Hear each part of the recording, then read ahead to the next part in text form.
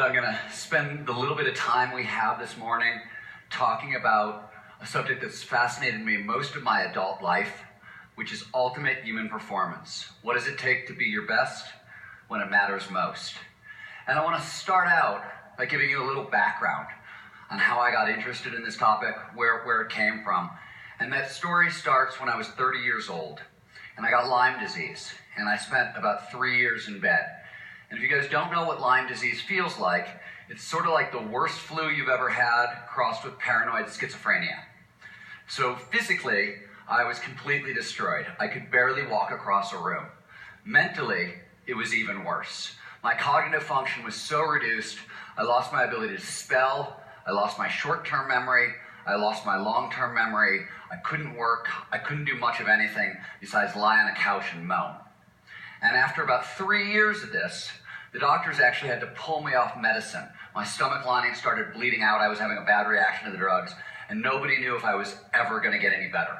And being that I was functional for about an hour a day and miserable the entire time, I started thinking very, very seriously about ending my life. I got very, very serious about suicide, and it wasn't for any depressive reasons, it was for a practical reason. From that point on, all I was going to do was be a burden to my friends and my family. So I thought ending my life made good practical sense. And in the middle of all this darkness, a friend of mine showed up at my door, and she demanded that we go surfing, which was a ridiculous request, of course, right? Ridiculous for a couple of reasons. First, I hadn't been surfing at that point in about 5 years because I had nearly drowned in a big wave accident in Indonesia. Second reason, obviously, is I could barely walk across a room. But my friend wouldn't leave. She wouldn't leave. Hours passed, and she kept badgering me. And finally, I was like, all right, you know what? Fine. Let's go surfing today. I can always kill myself tomorrow, right? What's the worst that can happen? So they sort of poured me into the car, and they drove me out to Sunset Beach in Los Angeles. And if you know anything about surfing, you know that Sunset Beach is the wimpiest beginner wave in the world. And they gave me a board the size of a Cadillac. And the bigger the board, the easier it is to surf. And they literally had to sort of take me by the elbow and lead me out to the break. And it was a tiny day. The waves were really small. And I sat out there maybe 30 seconds. And a wave came. And I don't know what happened next. Maybe it was muscle memory. Maybe it was divine intervention. I don't know. But I spun my board around. I paddled a couple times. And I popped up to my feet. And I popped up into a dimension that I didn't even know existed. First thing that happened was my senses were incredibly heightened. Felt like I had panoramic vision, like I could see out of the back of my head. Time had slowed to an absolute crawl. It was just moving by like that freeze frame effect. If anybody who's been in a car crash, or what they call bullet time if you've seen The Matrix. And the craziest part about this experience is I felt amazing. I felt great. There was no more physical pain. There was no more mental fuzz. My brain was really firing. I felt amazing. I felt better than I had felt in years. I felt so good that I caught 4 more waves that day. And by the end of that 4th wave, I was destroyed. I was totally disassembled. They loaded me back into the car. They drove me home. They put me into bed.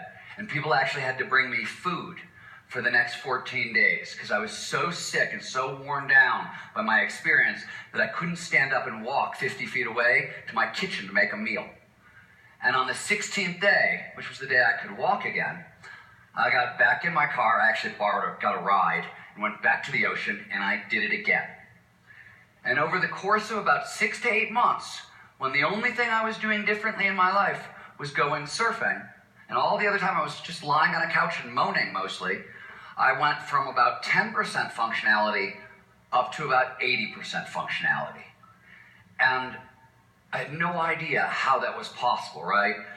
Didn't make any sense to me. Raised a number of critical questions, like first, what was going on? Surfing is not a known cure for chronic autoimmune conditions. The other thing that concerned me is these experiences I've been having were as close to a mystical experience as I've ever been. And I'm trained as a science writer. I don't really have mystical experiences, but Lyme is only fatal if it gets into your brain. So I kind of assumed that even though I was feeling physically better, The reason I was having these really altered states of consciousness every time I went surfing was because the disease had gotten into my brain and I was actually killing me. So I lit out on a giant quest to figure out what the hell was happening. And I discovered a couple of things early on that are critical. The first thing I discovered is the same state of consciousness that had helped me get from seriously subpar back to normal was helping normal people go all the way up to Superman. And we're going to spend most of the day talking about why. Second thing I discovered is this strange altered state of consciousness actually has a name. Technically, researchers refer to it as flow. You may know it by other names. Runner's high, being in the zone. If you play basketball, you call it being unconscious. If you're a stand-up comic, you call it the forever box. If you're a jazz musician, you call it being in the pocket. Flow is a technical term, and I'll talk about where it comes from in a second, but it is technically defined as an optimal state of consciousness. It is a state of consciousness where we feel our best and we perform our best. More specifically, it refers to those moments of rapt attention and total absorption. We get so focused on the task at hand that everything else disappears. Action and awareness, they start to merge. Your sense of self, your sense of self-consciousness disappears completely. Time dilates, which is a fancy way of saying it passes strangely. So sometimes you'll have my experience, what happened when I was surfing, it slowed down and got that freeze frame effect. More frequently, it speeds up and 5 hours will pass by in like 5 minutes. And we've all had this experience. When you sit down to write a quick email, only to look up an hour later to realize you've written an essay, that's time dilation. And throughout, all aspects of performance, both mental and physical, go through the roof. Wow, that was really astounding, don't you think?